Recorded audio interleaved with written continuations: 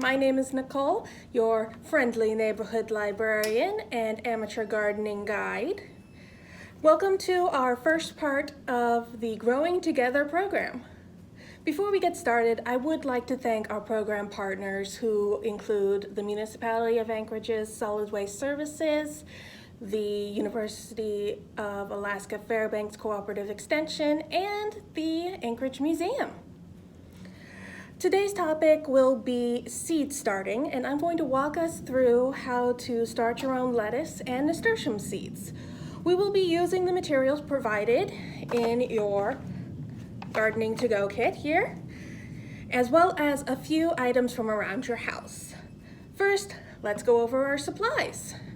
Inside your kit, you will find a bag of soil, 2 peat pots, both nasturtium and lettuce seeds, and your egg carton. In addition, you're going to need a few things like a scoop for your soil, some water, and perhaps a spoon. Okay, you may also want to lay down some newspaper or a tablecloth on your table because while gardening is always fun, it's also frequently messy. So, let's go ahead and get started. We're going to start with our lettuce seeds. You're going to place your egg carton in front of you, and then you're going to fill each hollow with some soil. I recommend using the spoon for this point because your hollows are not very big. And it takes right about 1 scoop from the spoon to get where you want to be. And that's a pretty good heaping spoonful there. So we're just gonna fill that up. Now in your kit, the soil provided is the moisture control soil, which helps for when you're doing seed starting for the first time because it helps keep you from overwatering or underwatering. All right, a little more in that first one. All right, so now that my hollows are full of soil, I'm going to use my little pinky finger and make a dent in each hollow. This one's got a big clump of soil. Let me break that up. All right. Dent in each hollow, just like so. Now you're going to take your seeds and you're going to put in, right about 3 or 4 seeds each. Now lettuce seeds are really tiny, so don't worry if you've got a few more or a few less than what I'm saying. It's not a big deal. You can always thin out the seedlings later if they manage to all come up. So we'll just put a few of these in each hollow.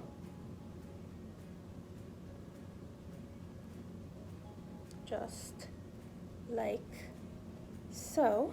And we chose lettuce seeds because lettuce seeds, 1, are very easy to grow, and 2, they come up really fast, so you'll be able to enjoy them for much longer. And if you take care of them, they will likely last you all season, especially since you've got a few extra in there so you can replant if your current section goes to bolt. Now, you're going to cover up your seeds just gently with the soil, just like that.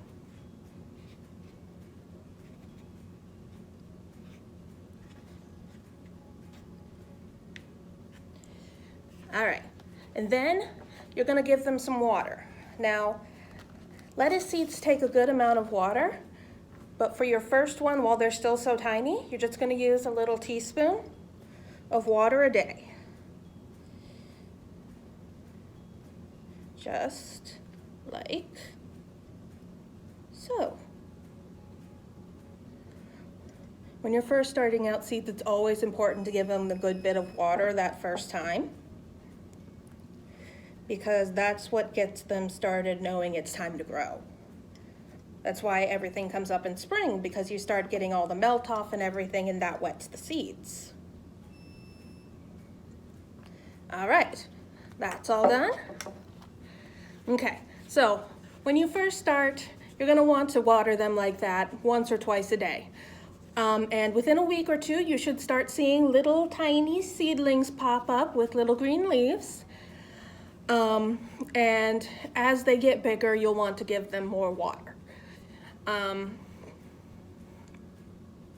And if you're ever in doubt about whether you need to add more water or not, just touch your soil. If it feels damp, you've probably got enough water for now. If it's starting to feel dry, definitely give it a little more. Again, you can expect to see seedlings within 2 weeks, but don't worry if it takes a little longer. Sometimes they just take a little longer to get up. If you reach 3 weeks, however, with no signs of seeds, go ahead and try planting a new batch from the seeds we gave you. Sometimes the seed just goes bad.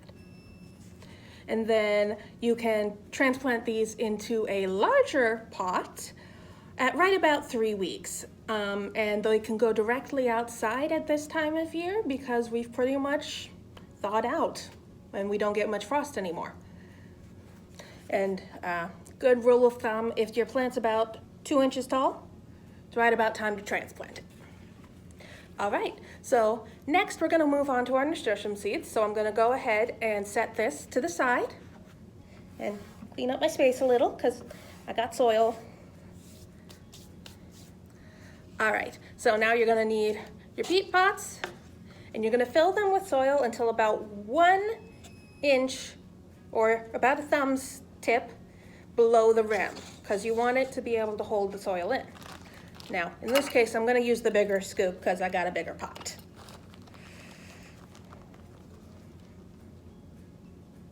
And it just goes right on in. Your pot does have holes in it, so you're gonna get a little bit of soil coming out of those, but don't worry. A little bit more, should do it, there we go. All right, and same as before, you're gonna use your finger, make a little hole, so we can put in our seeds. All right, now nasturtium seeds are significantly larger, and I do recommend only doing 1 per pot, because they grow quickly and they don't like to share space. So, little nasturtium seed goes in the pot. And then lightly cover it again with soil. And this one, it's gonna need a little bit more water. I'm gonna do probably 3 or 4 teaspoons here for the first set. Now, we're using these peat pots for this because nasturtiums don't necessarily like to be transplanted. So, the good thing about the peat pot is you can just take this pot and plant it in a bigger pot once it's ready to go.